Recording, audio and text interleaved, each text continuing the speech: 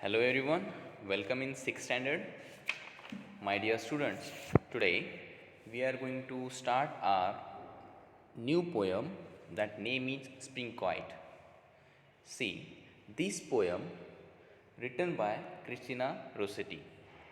That poet name is Christina Rossetti. Actually, she is a female. So, let's talk about Christina.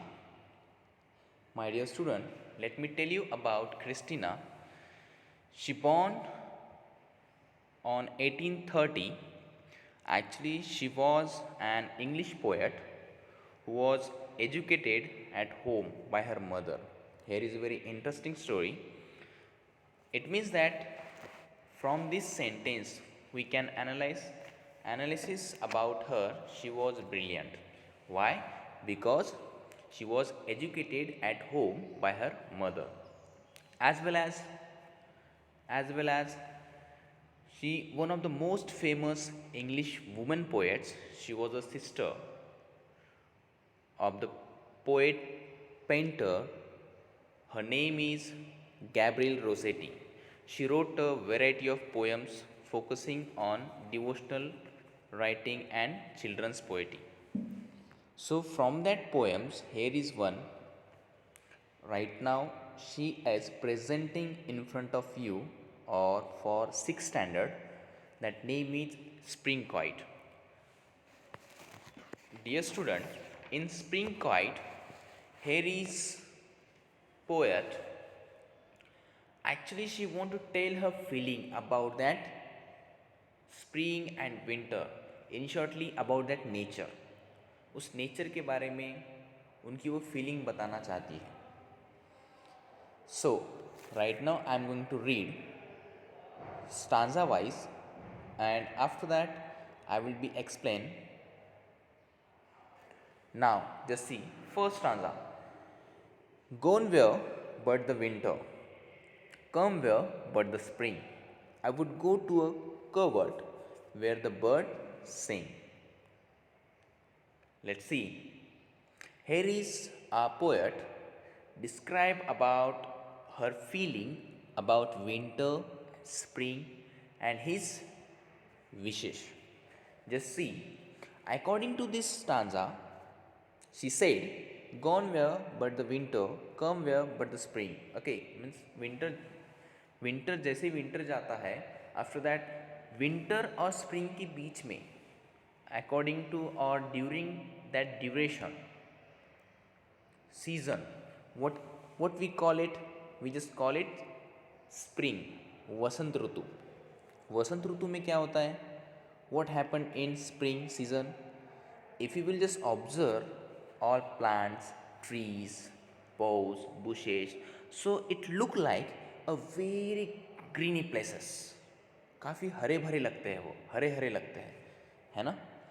सो वही उनका बोलना है हमारे poet का कि जैसे ही विंटर जाता है, स्प्रिंग और विंटर के बीच में जो सीज़न आता है, I would go to covert where the bird sing. और मुझे वहाँ जाना पसंद, मतलब पोएट जो है, पोएट को वहाँ जाना पसंद रहेगा जहाँ पर ये सारा एरिया, ये टोटली एरिया ग्रीनी है और वहाँ पे बर्ड्स क्या करते हैं?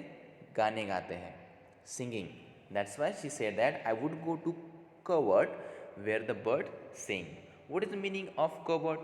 Covert means an area of low bushes and trees. मतलब हमारे पोएट को मीन्स क्रिस्टीना को कहाँ जाना पसंद करेगा या फिर कहाँ जाना पसंद करेगी? जहाँ पर छोटे छोटे ट्रीज, प्लांट्स, एरियाज है जो पूरे हरे भरे हैं, वहाँ पर वो जाना पसंद करेगी. और साथ ही साथ वहाँ पे क्या होगा? वहाँ पे वेयर द बर्ड्स सिंग, वहाँ पे बर्ड्स भी गाने गाते हैं.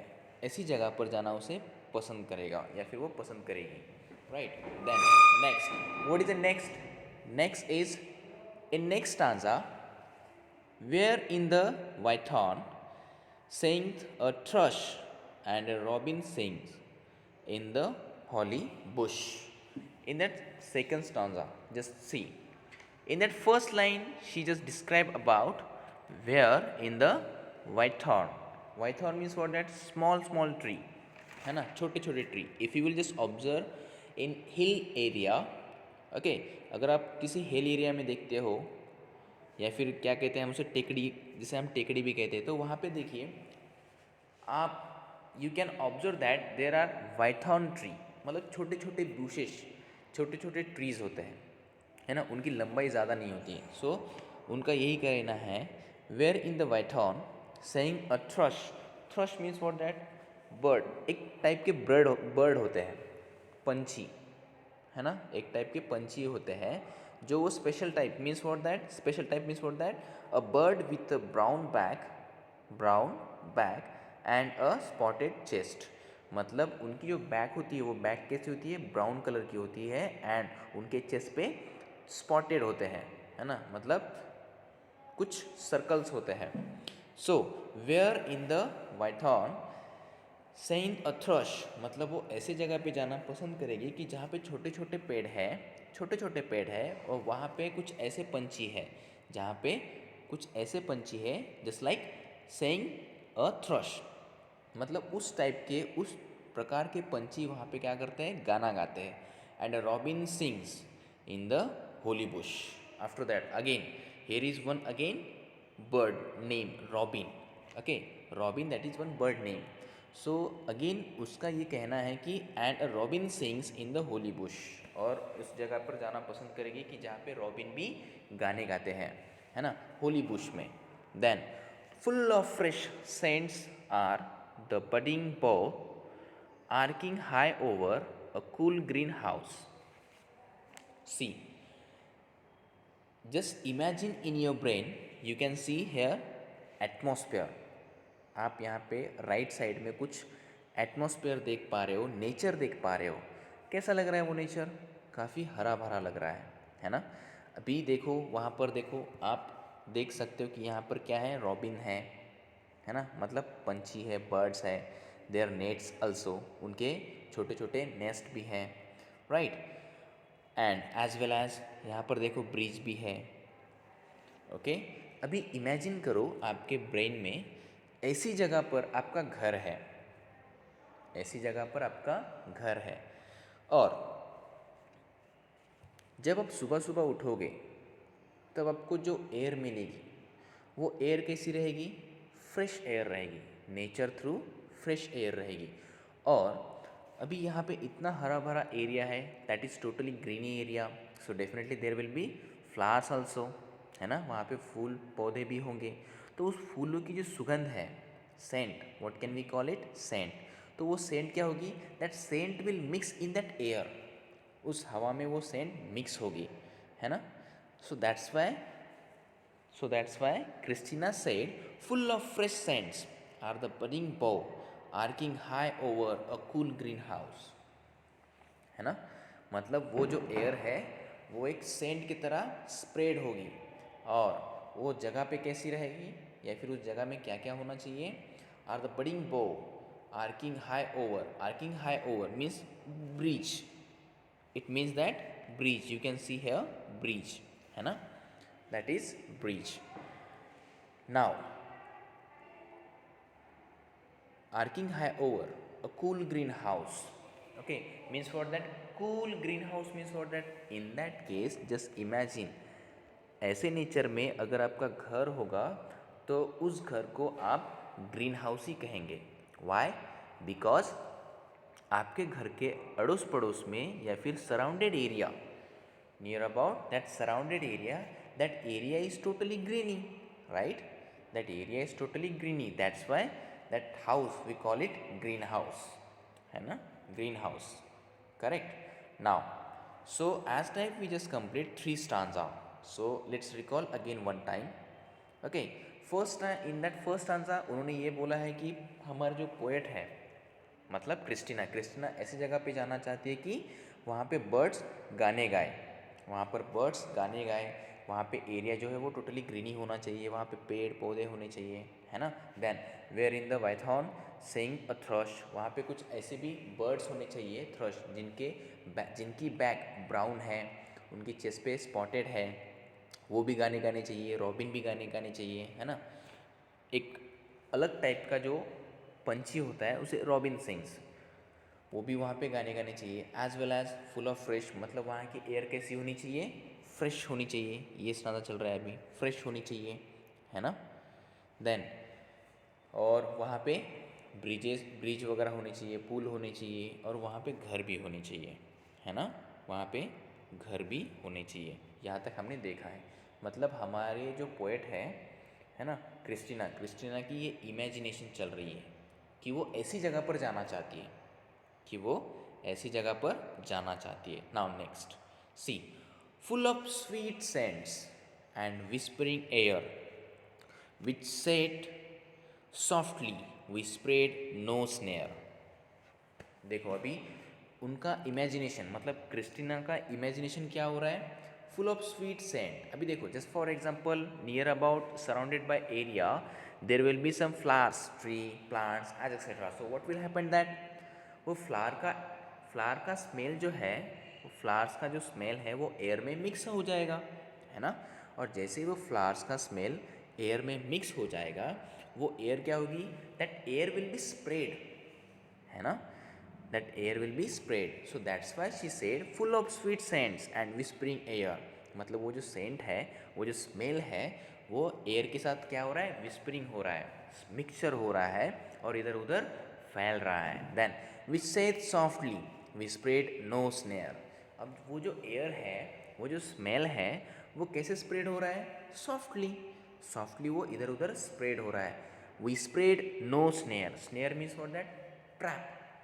मतलब वो जो स्मेल है वो कहीं पे भी अटक नहीं रहा है ना, it will be not trap anywhere. Why, because it is totally softly spread, वो आराम से सॉफ्टली स्प्रेड हो रहा है, दैट्स वाई। मतलब वो जो एरिया है, that that flower smell, that air, it will be totally full of fresh air and it is whispering everywhere, है ना, it spread everywhere, है ना। नाउ नेक्स्ट स्टांजा में देखो उन्होंने क्या कहा है, her dwell in safety, her dwell alone with a clear stream and a mossy stone। अभी यहाँ पर क्रिस्टीना ने ये बताया है, here dwell in safety, here dwell alone. Dwell meaning, यहाँ पे ड्वेल का मीनिंग क्या बोला गया है, dwell means one place, that place is safe, उसे हम ड्वेल बोल सकते हैं, है ना। अभी क्रिस्टीना का ये कहना है कि एक ऐसी जगह जहाँ पे हम अकेले रह सकते हैं, और अगर हम वहाँ पे अकेले रहते हैं तो हमें खुद को वहाँ पे कंफर्टेबल फील होना चाहिए। We just feel ourself safe और comfortable. That's why she just said that he dwell in safety, he dwell alone, है ना। अगर हम वहाँ पे अकेले भी रहते हैं तो हमें कंफर्ट महसूस होना चाहिए। Then with a clear stream and a mossy stone, with a clear stream and a mossy stone.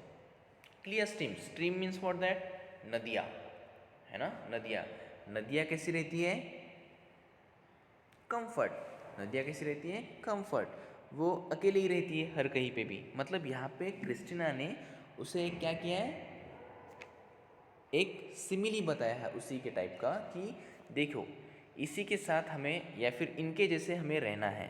Hair dwell in safety, here dwell alone with a clear steam and a mossy stone. मतलब हमें किसकी तरह रहना है, clear steam की तरह, नदियों की तरह, एंड मोसी स्टोन सॉफ्टली स्टोन इनकी तरह रहना है।